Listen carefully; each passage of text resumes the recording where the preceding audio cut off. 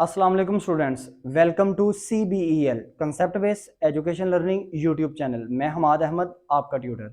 जैसा कि आप स्टूडेंट्स को पता है, हम इस साल बीकॉम पार्ट 1 जिसे ADP पार्ट 1 और बीकॉम पार्ट 2 जिसे ADP पार्ट 2 भी बोलते हैं, उनकी एग्जाम प्रिपरेशन 2022 करवा रहे हैं। सो आप स्टूडेंट्स ज़्यादा से ज़्यादा चैनल को ज्वाइन करें, वीडियोज़ को लाइक करें, चैनल को सब्सक्राइब करें ताकि इस तरह की मज़ीद वीडियोज़ आपके पास पहुंचती रहें जो आपको अपने इस YouTube चैनल के थ्रू मिल रही हैं। ये वीडियोस तीनों यूनिवर्सिटी के स्टूडेंट्स के लिए है, जिसमें पंजाब यूनिवर्सिटी के students, Sargodha and Gujarat university के स्टूडेंट्स इंक्लूडेड हैं। सो आज हम जिस क्लास के बारे में बात करने लगे हैं उस क्लास का नेम है ADP पार्ट 2 यानी बीकॉम पार्ट 2 और उसका सब्जेक्ट है एडवांस अकाउंटिंग।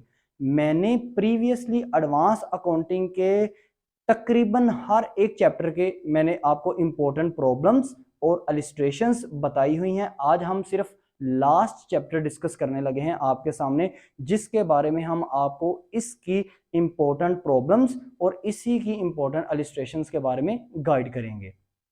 इन चैप्टर्स में से कौन कौन सा चैप्टर्स इंक्लूडेड है मैं एक दफ़ा आपको फिर बताता हूं। मैंने कंट्रैक्ट अकाउंट, मैंने ब्रांच अकाउंट, मैंने consignment account, hire purchase, ratio, debenture, right issue, bonus issue, इन सब टॉपिक्स की मैंने इंपॉर्टेंट प्रॉब्लम्स, इलिस्ट्रेशंस और प्लस मैंने साथ में ये भी बताया हुआ है इनको सोल्व कैसे करना है, ट्रिक वाइज बताया है। इन चीज़ों को देखें, इंशाल्लाह आपको बहुत ज़्यादा फायदा होगा। तो ज़्यादा से ज़्यादा विजिट करें और वीडियोस को लाइक किया करें, चैनल को सब्सक्राइब किया करें ताकि आपके पास हर एक वीडियो बर वक्त पहुंच जाए। आज हम जिस चैप्टर के मुतालिक बात करने लगे हैं उस चैप्टर का नेम है फाइनल अकाउंट यानी कंपनी फाइनल अकाउंट। देखिए, आपने फाइनल अकाउंट ना बीकॉम पार्ट 1 में भी पढ़ा था। बीकॉम पार्ट 1 में आपने जो फाइनल अकाउंट पढ़ा ना, उसमें आप क्या किया करते थे, आप trading profit and loss account, trading account में आप किया करते थे डायरेक्ट एक्सपेंस डायरेक्ट इनकम, और प्रॉफिट एंड लॉस अकाउंट में आप किया करते थे इनडायरेक्ट एक्सपेंस इनडायरेक्ट इनकम को रिकॉर्ड। फिर आप लास्ट में बैलेंस शीट बना लिया करते थे जिसमें आप एक तरफ एसेट और दूसरी तरफ आप अपनी लायबिलिटी को शो करते थे। अब कुछ उसमें एडजस्टमेंट दी होती थी जिसमें आपने क्या करना होता था, उन एडजस्टमेंट के दो इम्पैक्ट होते थे। या तो वो, हाँ, एक तो एडजस्टमेंट का लाजमी इम्पैक्ट होता है कि वो बैलेंस शीट में जाती है, और दूसरा उसका जो इन्फ्लुएंस या इम्पैक्ट एडजस्टमेंट का होता है वो ये होता है कि यहाँ तो उसने ट्रेडिंग अकाउंट में जाना है या उसने प्रॉफिट एंड लॉस अकाउंट में जाना है। Profit and loss account appropriate account आपने बनाना है, ठीक है, और बैलेंस शीट भी बनानी है। अब एक बात देखिएगा, जब बीकॉम पार्ट 1 में आपने फाइनल अकाउंट का क्वेश्चन किया ना, तो उसमें आपने कभी भी ये शेयर कैपिटल और उसके अलावा ये डिविडेंड वगैरह, बोनस वगैरह, उसके अलावा आप डिबेंचर वगैरह, इन चीज़ों को कभी भी आप अपनी बैलेंस शीट में नहीं थे लिखा करते। लेकिन इस साल क्योंकि जैसे जैसे लेवल अप होता जाता है स्टडी का, वैसे वैसे कुछ एडिशनल चीज़ें इसके अंदर आती जाती हैं। सो स्टूडेंट्स, पीछे वाली सारी चीज़ें वही सेम है, इसमें दो तीन छोटी छोटी चीज़ें आपको बताता हूँ, बाकी तो आपको पता है लगभग चीज़ें वही सेम है। एक चीज़ अपने माइंड में रखें, जैसे मैंने बीकॉम पार्ट 1 वाले बच्चों को बताया था, अक्सर स्टूडेंट्स क्या करते हैं, फाइनल अकाउंट का जो क्वेश्चन है ना, बिल्कुल फर्स्ट पे शुरू कर लेते हैं अपने पेपर में। ये गलती कभी मत करें, कभी मत ये गलती ना करें, क्योंकि ये क्वेश्चन होता है लेंथी, और एक दफ़ा आपके ये माइंड में भूल गया, आप जहाँ पे अटक गए, याद रखिएगा उसके बाद आप पेपर में ऐसा कंफ्यूज हो जाओगे, ये भी क्वेश्चन आपका जाता रहेगा और इससे साथ वाले जितने भी क्वेश्चन होंगे वो भी आपको भूल जाएंगे। क्योंकि पेपर में 3 घंटे होते हैं, 3 घंटे में बंदे को बहुत प्रेशर होता है, बंदे का माइंड सिर्फ उन्हीं चीज़ों के मुतालिक सोच रहा होता है जो पेपर में उस टाइम हमारे माइंड में चल रही होती हैं चीज़ें। सो स्टूडेंट्स, नंबर 1 आपने कोशिश ये करनी है, इस क्वेश्चन को कभी भी आपने फर्स्ट पे अटैम्प्ट नहीं करना। हाँ, अगर फर्स्ट पे अटैम्प्ट कर रहे हो ना, तो आपके माइंड में जो जो चीज़ आ रही है डालते जाओ। जैसे मिसाल के तौर पर अक्सर बच्चे ये सोचते हैं, वो कहते हैं जी, आगे वाले बच्चे से पूछ लेते हैं, बताइए ज़रा तुम्हारा जीपी कितना आया? वो कहता है जी मेरा जीपी इतना आया। आप अपना जीपी देखते हो तो वो उसमें थोड़ी सा गड़बड़ होती है, मिस्टेक होती है, तो आप वहाँ पे ना सोचने बैठ जाते हो, वो जीपी को ही हल करना शुरू कर देते हो। अच्छा, ये मेरी क्या मिस्टेक है, यहाँ से क्या है, यहाँ, हालांकि उसका भी चाहे गलत आया हो, एक तो आपको कंफर्म नहीं है कि उसका ठीक आया कि नहीं, क्या पता आपका ठीक हो।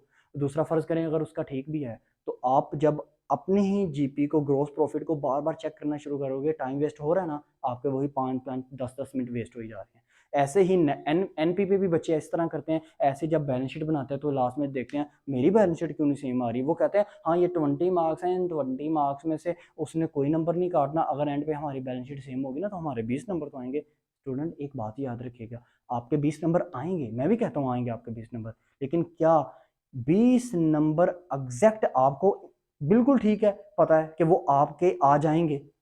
अगर फर्ज करें कोई बच्चा अड़क जाता है, एनपी पे अड़ जाता है, जीपी पे अड़ जाता है, या बैलेंस शीट नहीं सेम आती, आप बैठ के वहां पे ही आधा घंटा लगाते रहे। अव्वल तो ये क्वेश्चन आधा घंटा 45 मिनट आपके लेते ही लेता है ये क्वेश्चन।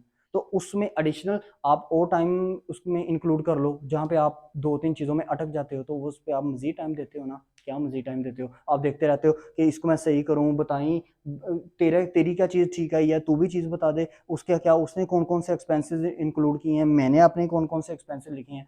सो मैं कहना क्या चाह रहा हूँ, मैं कहना ये चाह रहा हूँ कि आप जितनी भी आपको ट्रायल बैलेंस में जितनी चीज़ें आए, जितनी चीज़ें आपको एडजस्टमेंट में आए, हाँ अपने थ्रू रिकॉर्ड करते जाएं। जैसे आपको वेजेस एंड सैलरीज आया तो आप लिख दो उसको डायरेक्ट एक्सपेंस में। उसके अलावा आपको कैश इन हैंड आया, बैलेंस शीट में लिख दो। आपको जो जो चीज़ें आई जा रही हैं। अच्छा, एक और तरीका सोल्व करने का आपको बताऊं, जब आप पेपर पढ़ो ना, फाइनल अकाउंट का क्वेश्चन पढ़ो, तो ट्रायल बैलेंस में ना देखते जाया करो। अच्छा, कैश इन हैंड है, उसके आगे लिखते जाया करो सी, ये जी मेरा करंट एसेट है। साथ साथ अगर कोई डायरेक्ट एक्सपेंस नजर आ रहा है तो उसमें डी ई लिख लो कि डायरेक्ट एक्सपेंस। अगर कोई इनडायरेक्ट एक्सपेंस नजर आ रहा है तो उसमें आई ई लिख लो। अगर कोई डायरेक्ट इनकम नजर आ रही है तो उसमें डी आई लिख लो। अगर कोई इनडायरेक्ट इनकम नजर आ रही है तो उसमें आई आई लिख लो। अगर कोई आपको फिक्स लायबिलिटी नजर आ रही है तो उसमें एफ एल लिख लो, यानी कि फिक्स लायबिलिटी। अगर आपको करंट लायबिलिटी नजर आ रही है तो सी एल लिख लो। कहने का मतलब समझ रहे हैं? ऐसे ही आप एडजस्टमेंट करो और उसको पुट ऑन करते जाओ।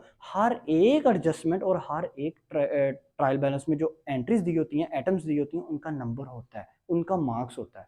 अगर फर्ज करो आपका जीपी एक एंट्री से गलत हो रहा है, अगर आपका एंट्री सिर्फ एक अमाउंट से गलत हो रहा है, अगर आपका बैलेंस शीट दो तीन अमाउंट से गलत हो रहा है, तो फर्ज करो, चलो मैं लगा देता हूँ, एक अमाउंट से आपका जीपी गलत हो रहा है, एक एंट्री से, एक एटम से, तो 2 मार्क्स उसने काट लिए। सपोज कर लेते हैं, अगर बैलेंस शीट आपकी गलत हो रही है 3 आइटमों से, तो 2 में 6 ऐड कर लो, 8 मार्क्स, बाकी 12 मार्क्स तो आपको मिलेंगे ना। एंट्री वाइज आपको मार्क्स मिलेंगे। ठीक है, ये कोशिश किया करो ज्यादा से ज्यादा कि मैंने कभी भी इसको इस तरह नहीं देखना कि आगे वाले का क्या क्वेश्चन ठीक आया, पीछे वाले का क्या आंसर ठीक आया, इस तरफ वाले का कितना आंसर है, मेरा कितना आंसर है, इसको कंपैरिजन आपने नहीं करना, और लास्ट में इस क्वेश्चन को आपने अटेम्प्ट करना है। अब सबसे पहले प्रॉब्लम्स की बात करते हैं। Problem number 8, problem number 10 very very important, मैंने आगे लिखा भी हुआ है किस किस पास पेपर में है, इसको जूम करके आप इसकी स्नैप ले सकते हैं। लास्ट 15 ईयर्स का एनालिसिस करके आपको बता रहा हूँ, और ये हर साल पेपर में मस्ट क्वेश्चन होता है। कभी कभी तो दो क्वेश्चन भी डाल देता है आपके पेपर में। 10 के बाद 12 वेरी इंपॉर्टेंट, 15 वेरी इंपॉर्टेंट, 16 भी वेरी इंपॉर्टेंट, और 18 आपका बहुत ज्यादा ही इंपॉर्टेंट है ये। अब आपको पंजाब यूनिवर्सिटी के स्टूडेंट्स को लिए वेरी इंपॉर्टेंट कौन सा है इस साल के लिए, उसमें आप 18, 16 और 15, ये 3 क्वेश्चन पंजाब यूनिवर्सिटी के स्टूडेंट्स लाजमी कीजिएगा। और एक और कर लें क्वेश्चन नंबर 8, क्योंकि कई दफ़ा ना बेसिक चीज़ भी वो पूछ लेता है, आसान चीज़ भी वो पूछ लेता है। और सरगोदा यूनिवर्सिटी के स्टूडेंट्स क्या करेंगे, 10, 12, 15 और 16। गुजरात यूनिवर्सिटी के स्टूडेंट्स क्या करेंगे, 8, 10, 12 और 15। अब अलिस्ट्रेशन की बात करते हैं, तो अलिस्ट्रेशन में आपके सामने क्या आ जाता है, 5, 6, 5, 6, 9, 10। अब पंजाब यूनिवर्सिटी के स्टूडेंट के लिए कौन सी इंपॉर्टेंट है, 9 और 10, वेरी वेरी इंपॉर्टेंट स्टूडेंट्स, ये बहुत दफ़ा रिपीट ये भी हुई है। ठीक है, और उसके अलावा सरगोदा और गुजरात यूनिवर्सिटी के स्टूडेंट्स कर लें 6, 9, 10, 3 ये कर लें वो स्टूडेंट्स, क्योंकि उनको बेसिक चीज़ें ज़्यादा पूछ लेता है। उनका पेपर की रिक्वायरमेंट इस तरह की होती है, क्योंकि उनको पहला क्वेश्चन डेफिनेशंस का आना होता है।